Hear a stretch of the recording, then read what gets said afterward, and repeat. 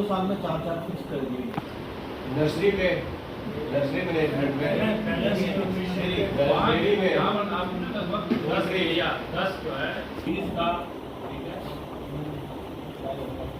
ठीक है, बाकी मशरूम है या जो भी खाना आप रूम को ट्रेनिंग करते हैं, ट्रेनिंग में उनको काम करेंगे सब ज़्यादा तो ट्रेनिंग गाँव में एक साइंटिस्ट गाँव में कितना लगता है सर? एक दिन मिनिमम प्रोजेक्ट एक्टिविटी के लिए वीक में जाते हैं सर, जो एक्सक्लूसिव हमारा प्रोजेक्ट का चलता है सारे एक दिन जाते हैं, एवरेज की मैं बात कर रहा हूँ। ओवर वीक होते हैं, होता ना 52 वीक्स है। 52 वीक होते हैं। इसके अलावा सर आजकल लाइसेंस है, उसमें बड़े सारे टोटल ट्रेनिंग लगभग आपके लिए मान के चलिए सर, हमारे पास कैंपस होते हैं 27 आपके पास। तो 20 तारीख जो आप कैंपस करते हो कितने दिन में? 1 डे ट्रेनिंग, फॉर्मल ट्रेनिंग सारी 1 डे। सब नहीं हुई आज कैंपस, आज कैंपस 100 दिन की ट्रेनिंग होती है। 100 दिन की अगर कोई 19 साल से आपने कहा कि हम जो है सर, इसके अलावा जो आजकल आप कैंपस ट्रेनिंग कर रहे हैं, 25-30 साल तो आप कैंपस ट्रेनिंग कर रहे हो, मैं जुड़ा नहीं अभी तो 1 दिन बाद हो 1 दिन हो गया कास्टिंग के वो उस तरह के प्रोग्राम बड़े सारे चलते रहते हैं सर, जिसके लिए फार्मर कैंपस में आते हैं। के में काफ़ी जितने भी इनोवेटिव फार्मर्स के लिए सब काम हो रहा है। अभी लेटेस्ट फ्यूचर प्लान्स क्या है और आज की मीटिंग में किस प्रकार के प्रोग्राम डिस्कस? देखिए, ये हमारी एनुअल मीटिंग होती है जिसे कि साइंटिफिक एडवाइजरी कमेटी की मीटिंग बोलते हैं और ये हम हर KVK में करते हैं। हमारा इसका मुख्य उद्देश्य ये होता है कि विश्वविद्यालय, KVK और साथ जितने गवर्नमेंट डिपार्टमेंट्स हैं सारे मिल कर के पूरे साल भर का प्लान बनाते हैं। और इस मीटिंग में पीछे हमने क्या किया, सारे प्लान को हम एक बार जो है उसका असेसमेंट करते हैं, इवैल्यूएशन करते हैं कि जो हमारे प्रोग्राम्स चल रहे हैं क्या उससे हमारी फार्मर्स की जो उनकी प्रोडक्टिविटी है, उनकी फसलों की या पशुओं की बढ़ रही कि नहीं बढ़ रही है, हमें कहाँ उसमें करेक्शन की ज़रूरत है। तो ये हम सभी लोग बैठ करके, हमारे इसमें सीनियर ऑफिसर्स भी होते हैं और आपने देखा होगा कि यहाँ पर जितने भी गवर्नमेंट डिपार्टमेंट के ऑफिसर्स हैं, डिस्ट्रिक्ट ऑफिसर्स हैं, सारे आए हुए हैं। एग्रीकल्चर का हो, हॉर्टिकल्चर का हो, फिशरीज़ का हो, इवन फॉरेस्ट का है, नाबार्ड के भी लोग आए हुए हैं। तो हम लोग मिल करके पूरा एक साल भर का प्लान बनाते हैं कि हमें क्या ट्रेनिंग करनी है, कितनी वोकेशनल ट्रेनिंग करनी है, कितनी फार्मर किसानों के एक गाँव में जाकर ट्रेनिंग करनी है, कितनी ट्रेनिंग जो हम यहाँ KVK में उनको बुला करके यहाँ ट्रेनिंग कर सकते हैं, यूथ के लिए हम क्या ट्रेनिंग कर सकते हैं। तो सारे फील्ड में मिलकर हम डिसाइड करते हैं ताकि हमारे फार्मर्स को जो नई तकनीकियाँ हैं जो हम विश्वविद्यालय में डेवलप कर रहे हैं या कहीं और विकसित हुई टेक्नोलॉजी को यहाँ पर हम उसका ट्रायल भी करते हैं, टेस्ट करते हैं, ऑन फार्म ट्रायल करते हैं फार्मर्स के फील्ड पर, जिसे कि हम फ्रंट लाइन डेमॉन्स्ट्रेशन बोलते हैं। किसानों के खेत में जाकर के वहाँ पर अपना एक्सपेरिमेंट लगाते हैं ताकि फार्मर देखे, समझे, तो उसको अडॉप्ट करे। तो ये सारी प्रक्रियाएं जो है हमारी इस मीटिंग में शुरू होती है। एनुअल एक्शन प्लान के दौरान किसानों ने अपनी भी दिक्कतें आपके समक्ष रखी होंगी, किस तरह की स्ट्रेटजी है जो किसानों को आने वाली दिक्कतें हैं उनको सॉल्व? नहीं, फार्मर्स ये कहते हैं कि उनको जो है टाइम से बीज मिलना चाहिए। जैसे बहुत से हमारे इसमें फार्मर्स भी आए हुए हैं, मैं उनकी भी सलाह ले रहा हूँ।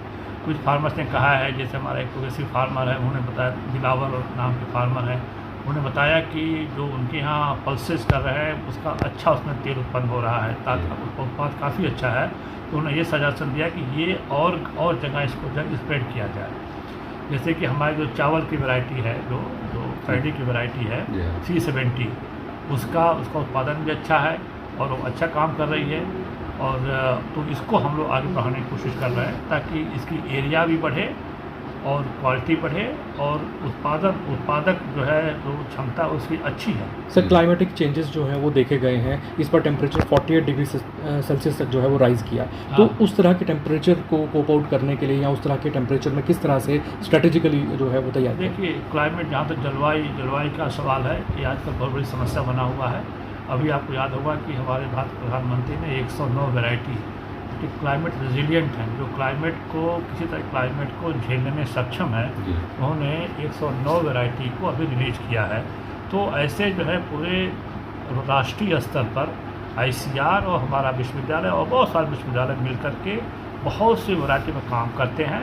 और अब आप देखेंगे कितने क्लाइमेट चेंजेस के बावजूद भी देश का अन्न उत्पादन कम नहीं हुआ कभी। वो इसलिए नहीं हुआ कि हमारे पास सैकड़ों वैरायटीज़ हैं जो कि क्लाइमेट रेजिलिएंट हैं, साल्ट रेजिलिएंट हैं, बहुत ज़्यादा पानी है उसके लिए रेजिलिएंट है, धूप के लिए हैं, हीट के लिए हैं। तो उस विषय पे भी हमारे वैज्ञानिक काम कर रहे हैं और मुझे आशा है कि भारत जो है इस क्षेत्र में कभी पीछे नहीं रहेगा। जम्मू संभाग की पर्टिकुलरली बात की जाए तो जिस तरह से क्लाइमेट चेंजेस हमने देखे हैं जम्मू और कश्मीर दोनों जगह पर, उसके लिए स्ट्रेटेजिक चेंजेस कुछ आने वाले समय में देखने को मिल सकते हैं? स्ट्रेटेजिक चेंजेस यही है कि जो भी मतलब वैरायटी हमें पता चलती है, चाहे उद्देश्य किसी कोने में हो, वो हम ला करके अपने फार्म पर उसका ट्रायल करते हैं। फिर जब हम देखते हैं कि वो ठीक ठाक टेक्नोलॉजी हमारी है, अच्छी वैरायटी है, तो हम अपने KVK में देखते हैं। जब KVK भी उससे जो है उसका जो डेटा आता है अच्छा मिलता है, फिर हम उसको फार्मर से फिट ले जा करके उसको करते हैं। तो हमारा ये सब प्लान रहता है। हम हमेशा जो है जो वैरायटी चल रही है लगभग जो है इसको 6-7 सालों में ये वैरायटी हमारी चेंज हो जाती है, नई वैरायटी आती है। तो हमारा कंटिन्यू सतत प्रयास चलता रहता है इस क्षेत्र में कि हमें कौन कौन सी नई वैरायटी। इसमें कोई इफेक्ट देखा गया इस साल या इससे पिछले साल में कि कोई क्लाइमेट चेंजेस के कारण पर्टिकुलरली जम्मू रीजन में कोई इफेक्ट देखा गया? जम्मू रीजन में मैंने समझता है कि अभी कोई हमारी प्रोडक्टिविटी डाउन हुई इस वजह से। कभी कभी जो है अगर असमय बरसात हो जाती है और उसमें थोड़ा दिक्कत हो जाती है, वरना जो है इस तरह से एक मतलब राष्ट्रीय स्तर पर या स्टेट लेवल पर कोई ऐसे भी आपदा नहीं आई है जिसमें कि हम ये कहें कि हमारी प्रोडक्टिविटी कम हो गई। कुछ पुरानी जो फसलें हैं उनको फिर से रिवाइव करने की कोशिश की जा रही है, क्योंकि जो टेम्परेट कंडीशंस हैं उनको ध्यान में रखते हुए या लोगों को फिर से वो प्रोडक्टिविटी मिल सके, जब वो क्वालिटी मेंटेन रह सके। नहीं, हमारे जो पूरे जम्मू रीजन में, जम्मू बड़ा एक यूनिक रीजन है। इसमें सब ट्रॉपिकल है, जहाँ की इस तरह का क्लाइमेट है जिस आप इसमें देख रहे हैं। इसके बाद हमारा जो है इंटरमीडिएट जहाँ की कुछ टेम्परेट भी है और मतलब ठंडा वाला भी है, गर्म वाला भी है, और एक पूरा ठंडा वाला जो टेम्परेट बोलते हैं। हमारे ये बड़ा यूनिक है। ये केवल इसी स्टेट के वही जम्मू संभाग में है जहाँ पर हमें 3 तरह के जलवायु मिलते हैं और तीनों के लिए हमारे फसलें हैं या हार्टिकल्चर का है, खासतौर से तो हार्टिकल्चर है। और जो हमारे जो टेम्परेट रीजन है, जो ठंडा है, ठंडा वाला हमारा जो रीजन है, उसमें हम जनरली जो है इसको फ्रूट्स पर ज़्यादा ध्यान देते हैं। तो उस विषय में भी हमारी वैरायटी बन रही। इवन आप देखिए पेकर नट वगैरह की वैरायटी हमने नई निकाल रखी है, वॉलनट की वैरायटी हमारी निकल रखी है। और सरसों के क्षेत्र में हमारे लगभग जो है हमारे विश्वविद्यालय की लगभग 70 से 80% एरिया पर जम्मू विश्वविद्यालय की वैरायटी को यूज़ किया जा रहा है। तो इस प्रकार से हम लोगों ने लगभग 50 से ऊपर वैरायटी डेवलप किया है। क्रॉप की भी है, उसमें फ्रूट की है, वेजिटेबल की है और ड्राई फ्रूट्स वगैरह की है। तो हमारा कंटिन्यूस काम चलता रहता है परिस्थितियों को देख करके हमारी रिक्वायरमेंट क्या है, जम्मू संभाग की क्या रिक्वायरमेंट है, और इसकी हमारी राष्ट्रीय स्तर पर भी मीटिंग होती रहती है कि हमें किस तरह से किस वैरायटी को कब में रिप्लेस करना है, उस हम प्रक्रिया में लगे रहते हैं। इस समय लेटेस्ट जो टेक्निक्स हैं एग्रीकल्चर में, उस पर इक्विपमेंट्समेंट का बड़ा रोल हो रहा है। इसका इक्विपमेंट्स जितने भी अभी लेटेस्ट जो अभी इक्विपमेंट्स जैसे आ रहे हैं बाहर, प्लो होगी, उसमें लेटेस्ट जितनी भी हल्स है, मशीनरी है, हार्वेस्टिंग के लिए। यहाँ पर हमारा क्या दिक्कत क्या है जम्मू रीजन में, क्या है कि एक तो हमारे फार्मर्स की साइज इकट्ठे कम हो गई है, लैंडस्लाइड, ठीक है। हमारे जो है 80% से ज़्यादा जो मार्जिनल फार्मर्स हैं, तो बहुत बड़े बड़े जो हमारे एग्रीकल्चर इम्प्लीमेंट हैं उसको अफोर्ड नहीं कर पाते।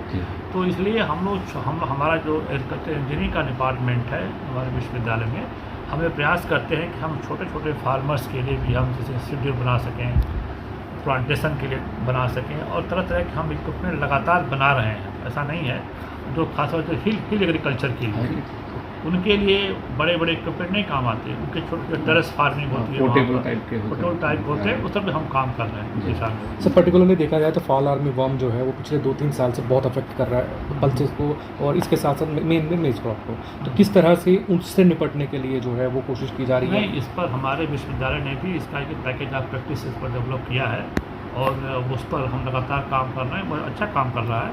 हमारा जो ध्यानचंद सेंटर है या हमारा जो प्लांट पैथोलॉजी डिपार्टमेंट है, उसमें भी जो है बायो पेस्टिसाइड पर हम काम कर रहे हैं। और हमारा ये भी उद्देश्य रहता है कि फर्टिलाइज़र या केमिकल पेस्टिसाइड पर धीरे धीरे कम जोर दिया जाए, और इसीलिए हम नेचुरल फार्मिंग तरफ भी बढ़ रहे हैं, ऑर्गेनिक फार्मिंग तरफ बढ़ रहे हैं, ताकि हमारी जो है सॉइल की उर्वरक क्षमता जो है बढ़े, और केमिकल फर्टिलाइज़र पर है और या केमिकल पेस्टिसाइड्स पर है जो कि हार्मफुल भी हैं, और इनका रेजिड्यू अन्न में भी आता है और जानवर और पशुओं के प्रोडक्ट से दूध है इसमें भी आता है।